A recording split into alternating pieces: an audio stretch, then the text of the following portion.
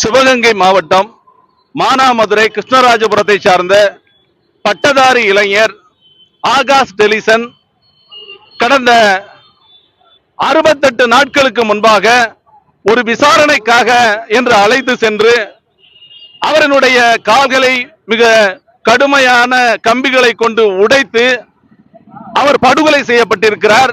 அவருடைய உடல் வாங்கப்படாமல் 68 நாட்களுக்கு மேலாக அரசு ராசாஜி பொது மருத்துவமனையில் வைக்கப்பட்டிருக்கிறது. ஆனால் முதல் தகவல் அறிக்கை திருநாட்டு கொலை வழக்கு என்று பதிவு செய்யப்பட்டிருக்கிறது. ஆனால் குற்றவாளிகளினுடைய பெயர்கள் எதுவும் அந்த எஃப்ஐஆரில் இடம்பெறவில்லை. சிபிசிஐடி விசாரணைக்கு உத்தரவிட்டும் அவர்கள் இதுவரை குற்றப்பத்திரிகையை தாக்கல் செய்வதில் தாமதித்து வருகிறார்கள்.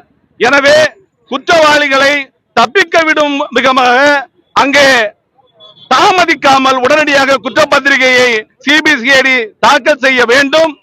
காவல்துறை கயவர்களை உடனடியாக கைது செய்ய வேண்டும். குறிப்பாக திருப்புவனம் காவல் ஆய்வாளர் திலீபன், மானாமதுரை சார்பு ஆய்வாளர் குகன், அவரோடு சேர்ந்த அந்த தனிப்படை காவலர்கள் 16 பேர் மீதும் முதல் தகவல் அறிக்கையில் பெயரை சேர்த்து அவர்கள் மீது நடவடிக்கை எடுக்க வேண்டும் என்கின்ற கோரிக்கையை வலியுறுத்தி இந்த ஆர்ப்பாட்டம் நடைபெற்றுக் கொண்டிருக்கிறது.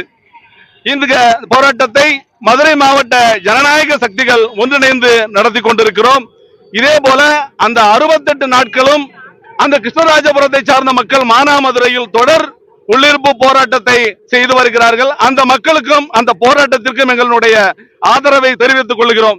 கடந்த ஆட்சியை போன்று அல்லாமல் புதிதாக வந்திருக்கின்ற ஆட்சி, மாற்றத்தை கொண்டு வருவோம் என்று சொல்லி இருக்கின்ற ஆட்சி மாற்றத்தை கொண்டு வருமா, இல்லை கடந்த ஆட்சிகளைப் போலவே இந்த சாதிய நோக்கத்தில் நடைபெற்ற சித்திரவதை, காவல் சித்திரவதை படுகொலையை கண்டும் காணாமல் அப்படியே சென்று விடுமா என்பதை காலம்தான் சொல்ல வேண்டும்.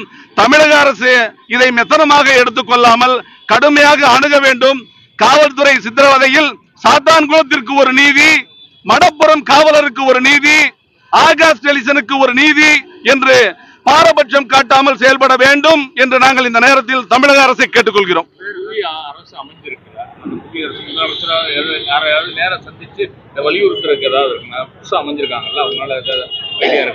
போராட்டம் அந்த படுகொலை நடந்த போது ஒரு ஆட்சி இருந்தது. அந்த போராட்டம் நடைபெற்றுக் கொண்டிருக்கும் போதே ஆட்சியும் மாற்றம் அடைந்திருக்கிறது. கடந்த ஆட்சியில் எந்த விதமான முன்னேற்றமும் இல்லை. ஆனால் புதிய ஆட்சியில் அப்படியான ஒரு முன்னேற்றம் ஏற்படும், மாற்றம் ஏற்படும், குற்றவாளிகள் கைது செய்யப்படுவார்கள் என்கின்ற ஒரு நம்பிக்கை இங்கே உருவாகி இருக்கிறது. அதற்கான முயற்சிகளையும் செய்து வருகிறோம். தாவேகாவினுடைய சட்டமன்ற உறுப்பினர்களை அல்லது முதல்வரை சந்திப்பதற்கான பேச்சுவார்த்தையும் நடைபெற்றுக் கொண்டிருக்கிறது. அதற்கான முயற்சிகளையும் செய்து கொண்டிருக்கிறோம். நிலவழகன், மக்கள் தமிழகம் கட்சி தலைவர், மக்கள் தமிழகம் கட்சி.